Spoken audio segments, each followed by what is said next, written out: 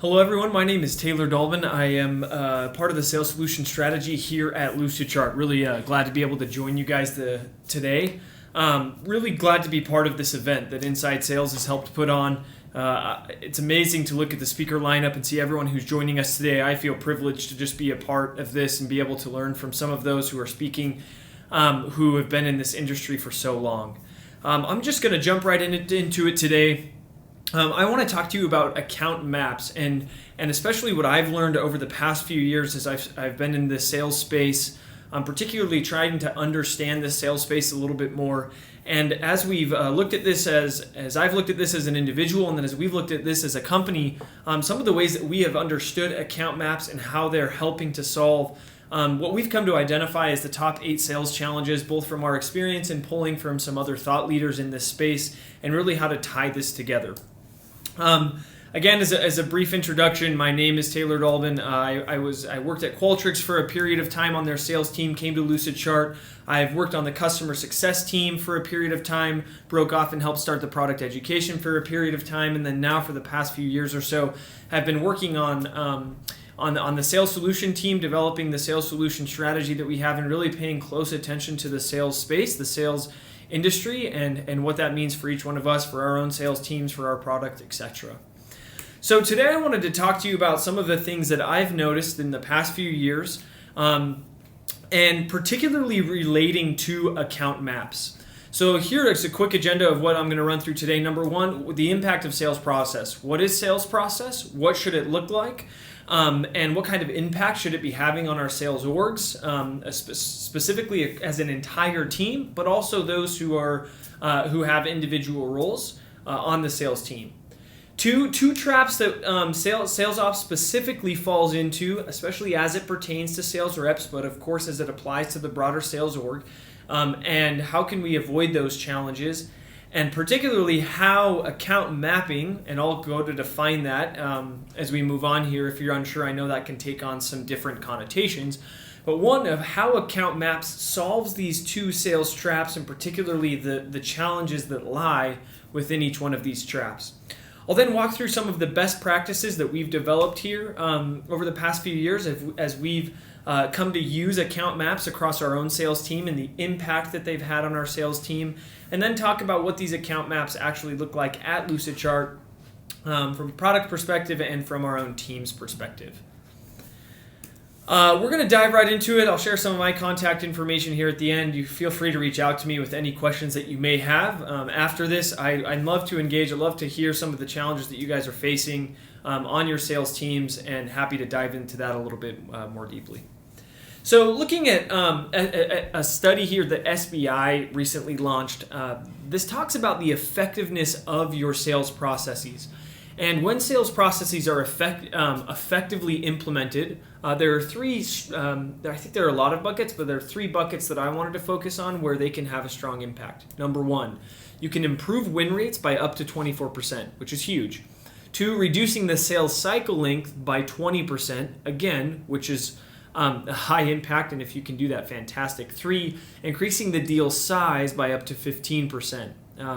Supersizing it is kind of where I went with this icon here. The question, and I'm not going to dive so much into the specific percentage impact of each one of these, but the question I really want to propose here is sales process working? Are you seeing these kinds of results? Because we talk of sales process quite a bit. It's a huge topic for those of you in sales ops. I know that it's difficult to measure, but a lot of the time it can be difficult to drive that kind of impact and try to understand where should I start. And that really is what leads us into these 2 sales traps here as we look forward. Sales trap 1. I've come to call it, at the beginning of this agenda, what I've called it is all the things. It's a common notion here in tech, especially from a product perspective and things. What should we do? Well, all the things. And it's really a problem that I've noticed as I've spoken with sales ops professionals, and especially as I've looked across our team here at Lucidchart, is what do we focus on? What should be top of mind for each of the departments within sales, for each of the individual roles? And as we break this out, I think there are 8 key buckets. I'm sure there's more. There might be more, especially pertaining to your own company or your own industry. But it comes down to these 8 in my mind. you need better insight into performance. If not you, then your leadership team. And I'm sure most of us can relate to the fact that leadership is oftentimes breathing down our necks, hitting us up for what's insight into this deal, into pipeline, forecasting, predictability. 2, a clear path for reps to follow, especially as you're onboarding or across account, account territory transitions, realignment. Reps need to know exactly what they need to do and what's expected of them. To be honest, we see this as we implement processes. Reps naturally fall into those, and as we change them, that can be difficult. And it's because a phrase that I've often heard as I've talked to sales leaders is we pay sales reps to be coin operated. We pay them to follow these processes. We pay them to do whatever is going to be the least path of resistance to closing deals and making the company money. And that's what we want. And we need to make sure that processes reflect that. Faster onboarding of new staff, new salespeople, that's one I kind of mentioned here, and a clear path for reps to follow. Constantly improving sales methods, right? As you're building out CRMs, particularly Salesforce, as you're implementing new processes, as you're scaling teams, we've got to be able to improve sales methods. Sales methods improve. We learn new things, especially sales processes. As you scale, those are going to change and take on different shapes. Predictability and forecasting relates to better insight into performance, but of course, performance can relate to those specific metrics that are currently going on with sales, even down onto that sales rep level. Predictability and forecasting might stay at that higher level with leadership.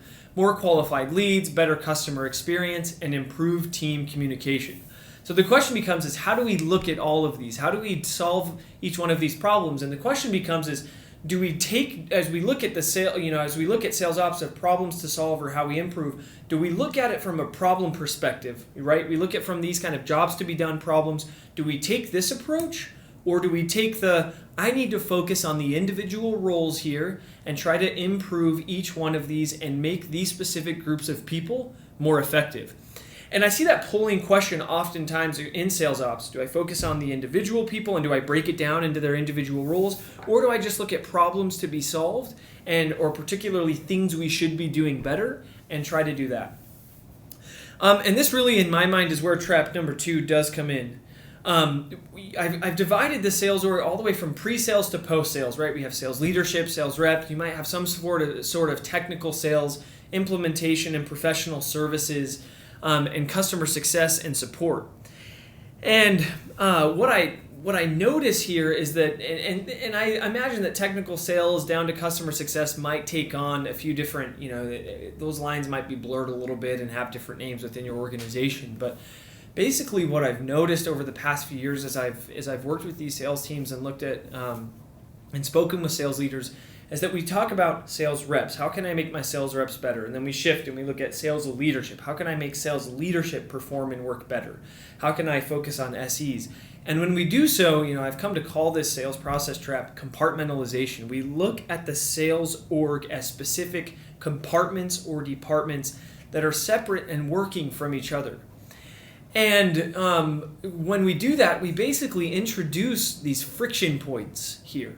There's friction points between leadership and reps, and there's friction points between SEs and technical sales, and there's friction points. Information is lost, and it lengthens the customer cycle, and it decreases customer satisfaction, and there are all of these different consequences. And we make efforts to tackle that, right? The CRM is an effort to tackle that and say, look, there should be information stored within the CRM so that sales leadership can come into a deal and look at what's going on. And implementation and professional services, after the sale is made, can look at the conversations that have happened, and technical sales can access this information and it's all shared.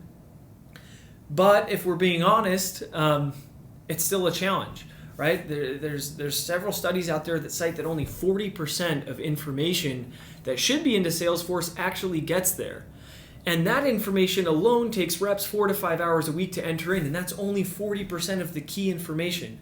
And if only 40% of the information is getting there, then we know the problem, right? Of sales reps are talking to so many key people, they're understanding, they're doing discovery, and technical sales is building proposals. But then when that gets over to implementation and professional services, how many times are they clamoring at the doors of reps and SEs saying, where is, what was sold? Who are the key people here?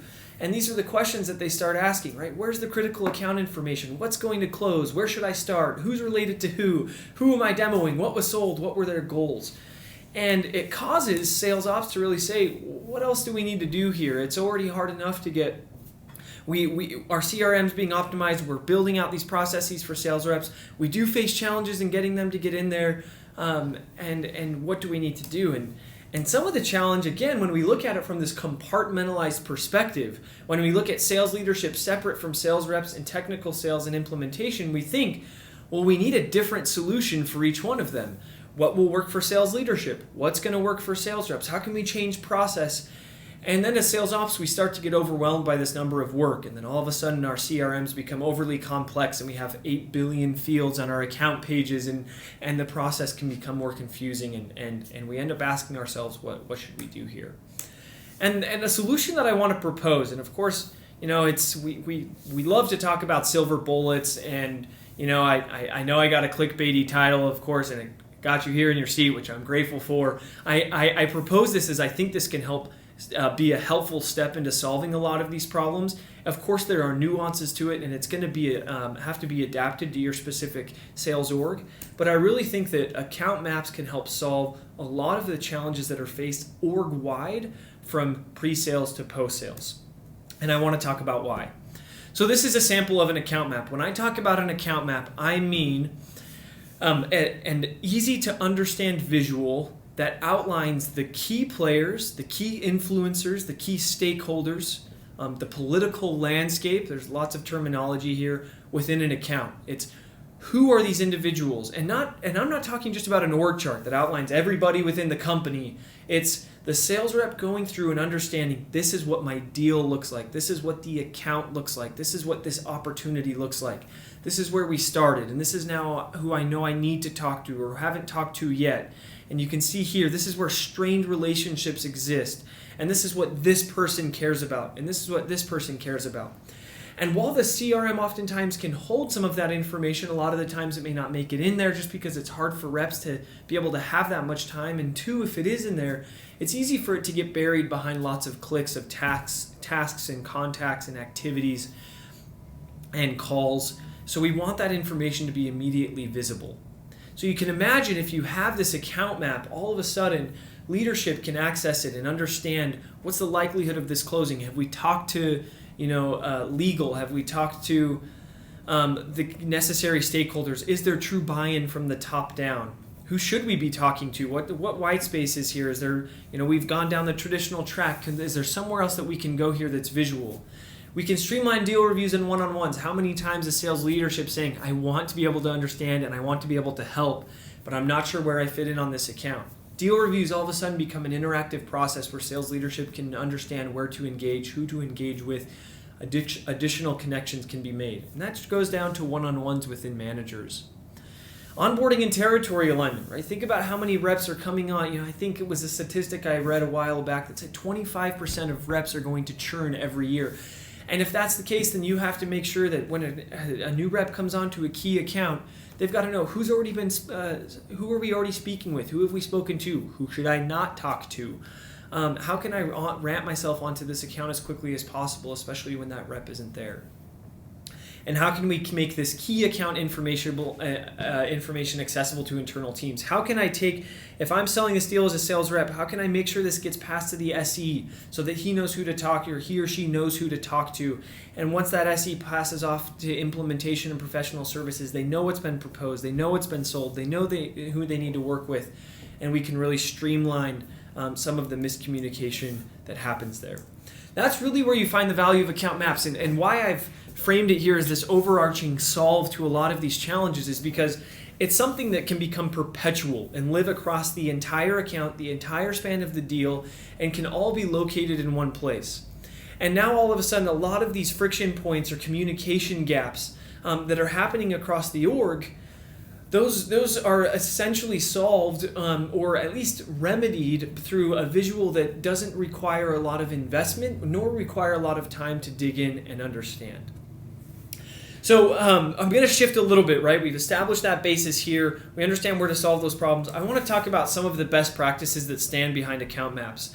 Lucid Chart, we started off initially as a diagramming, as a diagramming tool. We're developing into this visualization platform where we enable teams to visualize things, and we think visually here at Lucid Chart. And knowing where to start, especially if you're a rep or if you're someone on the leadership team that's trying to help reps understand where to start, how to build, what should be included in these. I've included 9 steps here. I want something that you guys can take away and start to implement immediately across teams. That's simple, that's actionable. And this is 9 steps to an account map. And I'll walk through these, and then of course, as you have questions afterward about how to best implement this, I'm always happy to talk about how you might move forward with this on your team. So number 1 here, bringing all relevant contacts into view, right? Within Salesforce, these are all listed as lines, as contacts. It's great. The information's sitting there, but when you look at a contact list like this, that's got potentially 40, 50, 60, maybe even more if this is a strategic account, and you're trying to understand, well, how is David related to Jurgen and Curtis? I think our CEO met Jennifer. Turns out her relationship with Andrew is really strained. And you're trying to describe this from the account or from the contacts. That's got to shift into an easy to understand visual representation. So wherever you're doing this, I see some using whiteboards or Google Draw or PowerPoint. I think there's definitely some that are better. I recommend one that you don't have, a whiteboard's great, but if you have to redraw this every time, I recommend somewhere where it can live and be updated and be a little bit more long-living. But that first step is to take, okay, everyone who's relevant on my deal. Not necessarily, I'm not building out the org chart. I'm not the HR team. It's who's relevant to my deal and whom do I need to talk to, who do I have relationships with. Bring them into view. Create a visual for each one of those individuals and lay them out on, I'm going to call it the canvas because I come from a diagramming app, but lay them out on the page, lay them out on the canvas, lay them out on the sheet, wherever it is, make them visible. Second, you're going to want to attach relevant information. And notice I'm just visualizing these people before I'm building any sort of hierarchy or relationships. Just making sure that all of the pertinent people are there first is important. If not, and you start building the relationships from the get-go, you're going to realize about 30 minutes in, you've got 4 or 5 people you didn't include, and you're going to end up reworking. So the idea of this is to ensure and really eliminate all the rework that you might have to do. So 2, attach relevant information. Now this is going to change per org, but usually I try to keep that simple. As we look across sales methodologies and sales tools, I think we overcomplicate this quite a bit. And I think really in reality, sales reps thrive on a few key pieces of information: name, title, company, LinkedIn profile.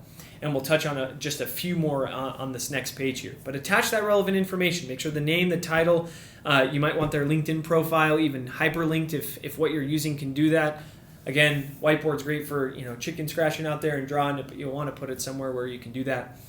And start to lay this out. And once you have all of that information in place, then you start to build out the org chart. And when I talk about org chart or hierarchy, I'm talking about reporting structure.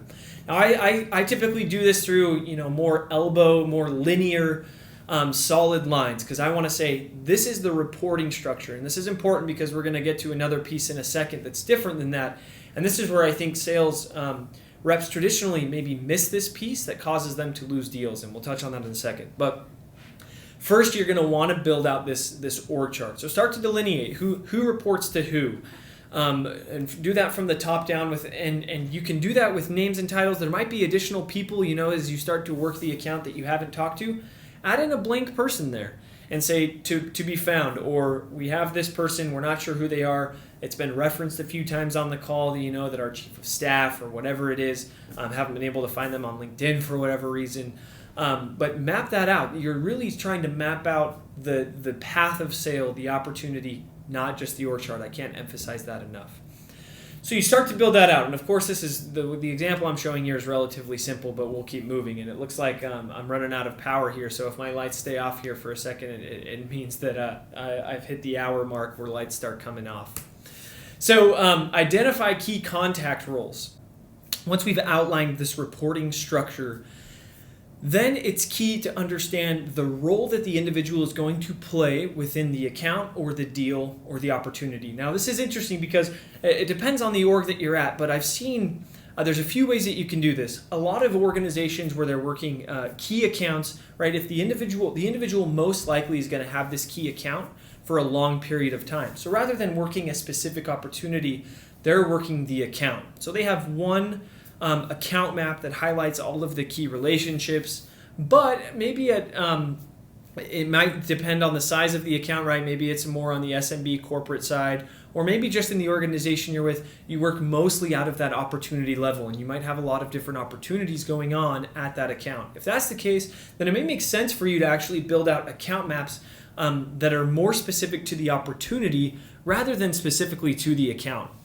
And especially when you're doing this from the opportunity level, it's critical to have contact roles. That's how Salesforce, that's the title that Salesforce uses. But it's critical to have contact roles on each one of those contacts that are playing a role within your deal. And here are some that we use over at Lucidchart. Salesforce has about 4 of them that come out of the box. I highly recommend those, especially if your sales team is not using them. They should be using them. We customize because we have, we're freemium products, so we have user in there, and we have a few other pieces, procurement. But whatever it is, you need to standardize what those are at the organization, and that's important too from a sales ops perspective. Because if not, sales reps are most likely to invent their own. They're creative that way. And you want something standardized so that when sales leadership and other individuals are coming in and viewing these, it's easily understood what each role that each person plays. So you want to standardize those. It's best to do so within Salesforce and label those individuals on the account. So now you can start to see, all right, these are the people that we need to avoid. Perhaps these are the people that we need to go around. And it's much easier to navigate the account. Now, 5 is identifying the influential relationships. So there are a few ways that you can do this, and you see that I've patterned this a few times on the page. I have my legend here in the bottom right corner. These are some of the best practices that we've developed that I've kind of come up with over a period of time. I used to have a lot more, and I used to make it really complex, and then I realized that it's not the point of these account maps. The point of these is to be able to use them quickly understand, and so I've just broken it down to about 5. So you want to identify influential relationships outside of the reporting structure. So I've done it a few ways here, but I'm going to go ahead and follow kind of what I do here on this legend as best practice. Leave that solid white line, or if it's black, if you're working on kind of a white background, leave that as a direct report. Then change those lines to dotted lines if it's a non-reporting relationship. And this is key because oftentimes, I was talking to a sales leader at a local tech company here, and he said one of the biggest mistakes that sales reps make is assuming that the sale is linear, that I need to follow this direct reporting structure in order to make the deal, right? I go from manager, then I got to go to the director, I got to get to the VP, then we can get the deal.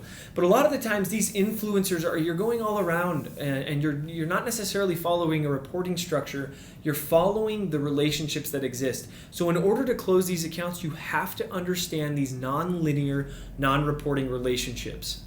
And I had to pick those in 3 ways. Healthy relationship, neutral. Neutral, you can sometimes leave blank because it might even mean non-existence, but sometimes neutral usually means they associate with each other, but there's not necessarily a solid friendship or a solid not friendship that might push the deal in a negative direction. Then, of course, a red line indicates a strained relationship. I mostly do that with dotted lines that are separate from the reporting structure, just so that I can indicate that it's not reporting. You can see that, if they do report, if, this guy reports to this guy or gal up here at the top, and this relationship is strained, maybe rather than draw another line, you just decide to color code the direct report. That's helpful. Sometimes I'll just draw a separate line that's dotted to indicate somewhat of a strained relationship. It just helps me visually. It really is up to you and your sales team and your sales reps, but I really recommend this best practice here. It's critical that sales reps are understanding the reporting structure as well as whatever you want to call it. I like to call it the political landscape, the best path of sale, the non-reporting relationships. Having those understood and not buried in random notes sometimes that are on in Evernote or OneDrive or on sticky notes, or is buried somewhere in the CRM, it's critical that these are visualized. Take that information from the CRM and make it easy and accessible. 6, adding additional glances. Notes in Salesforce are for those detailed notes about discovery calls. Those need to be buried there, but the additional glances on the individuals are just key pieces of information that leadership or BDRs or supporting development reps for these for these strategic reps can see and act on very quickly. They're quick, small notes that would influence the way if someone was coming in to work this account or take some action that signal something important. Close with Angie on marketing. We're highlighting that relationship. Hesitation with cloud-based products. Bad experience in the past. Do not reach out. And especially when you have these non-reporting relationships, right, that are going back and forth with each other, it's helpful to add a note to delineate what type of relationship that is. If it's healthy, why is it healthy? Were they childhood friends? Do they follow each other? If they work together at the past 3 companies? A quick glance at something that you can speak to on the call really helps, and that highlights something that I want to make sure to emphasize here. These should be used continually across the deal. Too often we think of, and it's back to this theme of compartmentalization. I'm feeling pretty good about that today. The idea that, okay, I just got off the call, or I've done the discovery, I've done 4 or 5 calls, now I should make the account map. The account map needs to start at the beginning. And you're sitting there on a call, and you're sitting there, and you're talking to Michelle for the first time, and she says, "Yeah, I report to this person. You should really talk to these other 2 people." Yes, you're taking notes on that perhaps, but how much easier would it be to just have something that you can just, wherever it is, you're just building that account map as they're referencing this account, and you're building it as you go. This isn't, yes, you might have accounts that you're already working, and you might need to go back into Salesforce, and you got to think through the 15 or 20 people, but as you start getting new accounts and moving forward, the account map develops as you progress in the deal. And so rather than this being a 4-hour heavy lift that you're doing at the beginning, this just becomes second nature, and it houses this critical information, these critical relationships, so that when you do need to know these relationships on the phone, on a call, right? You're talking to Michelle, and it's, "Oh, Michelle, is that Jeffrey that you work with on the product marketing team?" "Yeah, that is, exactly." And you're building this rapport because you understand the account as you're working it, and you're not trying to build this mental map that keeps you from building rapport on phone calls. And as you walk into executive briefings with your leadership, or you're going to on-sites with those customers and prospects, you know what this account looks like, you're prepared, and you can help close this deal faster. Sharing and collaborating. This goes back to viewing the sales org as this compartmentalized set of roles or set of departments. This information's got to be shared and made available across the sales team, whether you're making that available within Salesforce, whether you're doing team drives or team folders. However that is, you need to have a centralized place where the key individuals internally that are working this account can access this information. And again, my lights are going out on me here. Can access this information and run with it. And this is critical because as these sales engineers jump on the account, and as sales reps peel off and maybe hand this off to customer success, these individuals have to be able to access this information so that when they get on a call, they're not asking, "So who should I be talking to? Who should I be rolling this out to?" And the prospect or customer is thinking, I've already gone over this 2 or 3 times with a sales rep. Why do I need to go over this again? I've mentioned this several times throughout presenting to leadership. This is crucial as you start to present this in deal reviews, one-on-ones, executive briefing centers, on-site briefing packets. This is a picture of one of our deal reviews. We started doing these at Lucidchart a while ago to help our leadership team understand exactly who is working on these accounts, and it's interesting to watch them work. I've had the chance to sit on these deal reviews, and you'll watch our leadership team. They recognize faces on the account map, and they'll see, yes, I've worked with this person. I can do an introduction for you. Connections are made, and we see a lot of people building these account maps, referencing that the connections are made with leadership. There's a better standardized way of presenting this information, and new connections are taking place. The last piece I want to mention is maintain. I don't always make account maps, but when I do, I update them frequently. Account maps are only going to be as good as they are maintained. And And I know that can take some heavy lift. I know that it can be perceived as, as I've got one more thing to do. But really, the amount of time that you're saving with having to draw that thing on a whiteboard again, having to go over all of the relationships every week and a one-on-one again, because yes, you ran through it with your manager before, but the likelihood of that being remembered a week later and the likelihood of it having to be done again is pretty high. So make sure that these stay up to date and are working with you as you build the account. Those are the 9 sets, the 9 tips, the 9 steps that I recommend on building and using account maps within your organization. And when you do so, you start to see those barriers that I initially showed you at the beginning. They start to break down. Rather than the sales org being this set of compartmentalized individuals or departments, the sales org becomes one fluid team where information is easily shared and collaborated on, and that ultimately is going to affect these deal sizes, the sales cycle, and the processes that you're implementing across the sales team. As a last piece, of course, I've got to mention how we use these at Lucidchart. Over the past few years, I've helped really try to understand this sales landscape, and in doing so, there we go. We talk about Lucidchart, and the lights come on. They might turn off here again here. As you do this, as we've looked at this, we've realized that there was an opportunity for us to try to automate and really streamline this process for individuals within our own product within Lucidchart. So this is an actual example of account maps that we use internally that bring all of it together. We actually placed key initiatives and account maps in our EBRs and EBCs all in one place so that when leadership comes in, they can see company initiatives and applications, information on the account, key talking points, especially for going on site. What's the competitive situation look like? What are the key talking points? And this is all in one place.